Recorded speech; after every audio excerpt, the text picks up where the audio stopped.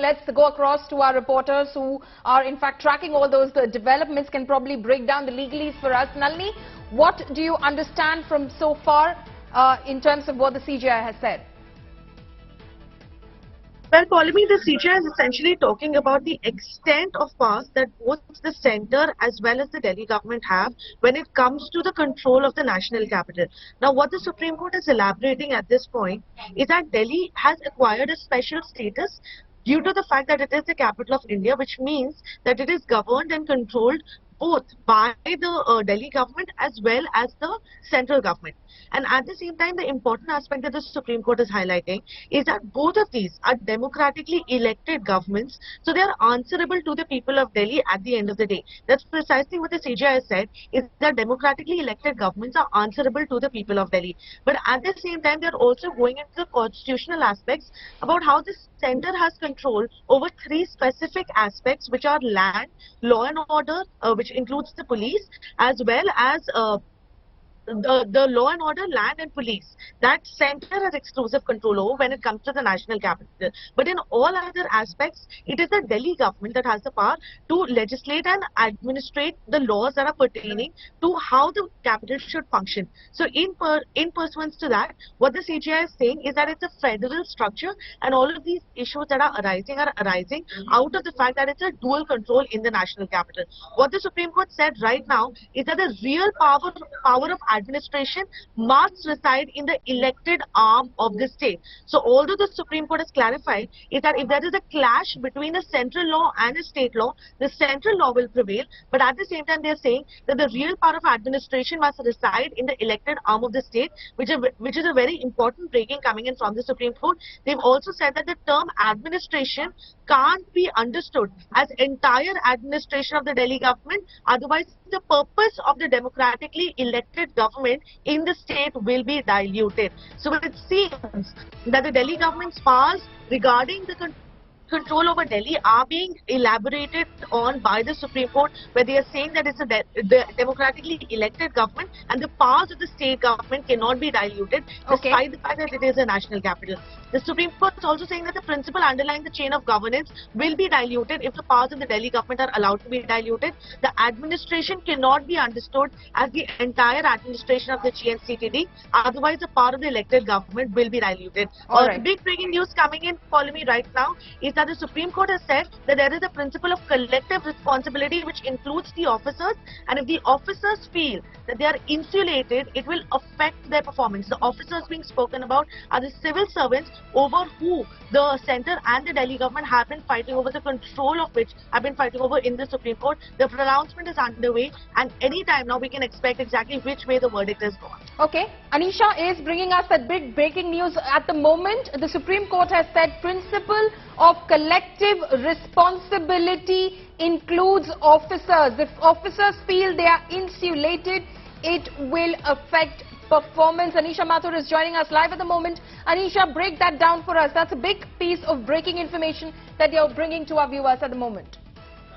Well, breaking news here, Polemy, the big order from the court that GNCTD ought to have control over services except for the subjects which are expressly excluded, which means that apart from land, police and law and order, GNCTD ought to have control of services. It's a big win for the Aam Aadmi Party government, which is being read out by the Supreme Court right now. However, there are certain clarifications that are being made by the court that public order, police and land, the services that are there will be excluded from the Delhi government, but the Indian administrative services required for the administration of policies, day-to-day administration of the region will lie with the NCTD. I'm bringing you Anisha, just break. Yes, absolutely. Anisha, just simplify that for us. Does this mean that the Delhi government, the elected government of Delhi, will have control over the transfers and the postings of civil servants?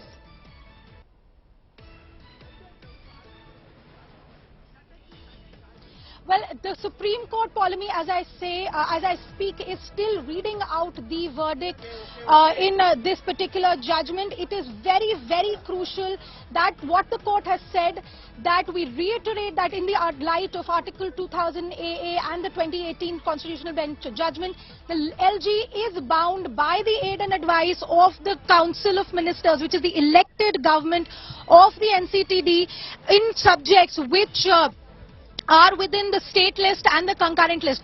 To simply put, it means that outside of public order, police and land, the LG has to listen to and work with the aid and advice of the elected government of Delhi, which is a big win today for the government of Delhi, because the court has specifically said that day-to-day administrative services will be under the control of the elected government. And as I said, Polemy, the Chief Justice is still speaking.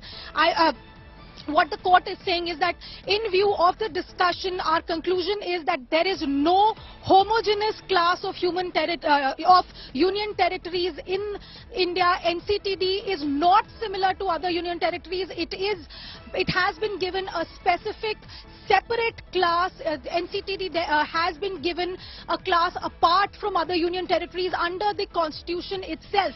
The legislative assembly of the government of Delhi, of the elected government in Delhi, the legislative assembly does have the power to pass laws under list 2 and list 3, which also means that the executive government, that is the elected government of Delhi, does have the power to control all the subjects under list 2 and list 3, except for those where their law is clashing with the laws passed by the centre. What the court is Anisha, just hold on. Just hold on for a moment. We will, of course, soon get a reaction from the Aam Aadmi Party. We believe that Saurabh Bhardwaj will be speaking soon. But quickly, Nalini, coming across to you. Just cut through the clutter for us. Give us the headline. Well, Polemy, it is a win for the Delhi government at this point, because what the Supreme Court has said, that except for the 3 exceptions that are already mentioned in the constitution that come under the exclusive control of the centre, which are land, public order and police, except for these 3 criteria, all other aspects regarding the control of administrative services will be under the Delhi government. So it's a judgment essentially in favour of the Delhi government, except for the 3 aspects that are already in control of the centre. So that's what the Supreme Court said, and the main reason behind that is that the Supreme Court said that the state government is a democratically elected government. Yes, Delhi does have a special status of dual authority, but at the same time, the powers of a democratically elected government cannot be diluted. And if these powers are not handed over to the Delhi government to run the administrative services in the state, except for those sections where the centre has exclusive power, then the power of the Delhi government will be diluted. The principle of collective responsibility, which means that the Delhi government and the centre have to work together in tandem with each other to make sure that the Delhi continues to function on a day-to-day basis, that will be diluted. The principle of collective responsibility will be diluted, and the officers, the powers of the officers in itself will be diluted if everything is under the control of the centre. So it's a big win coming in for the Delhi government. This is what they've been hoping for a long time, ever since they challenged a 2015 notification before the Supreme Court stating that Delhi government should have exclusive powers over the control of the civil servants. Now the Supreme Court categorically come out and said that the Delhi government will be allowed to do that.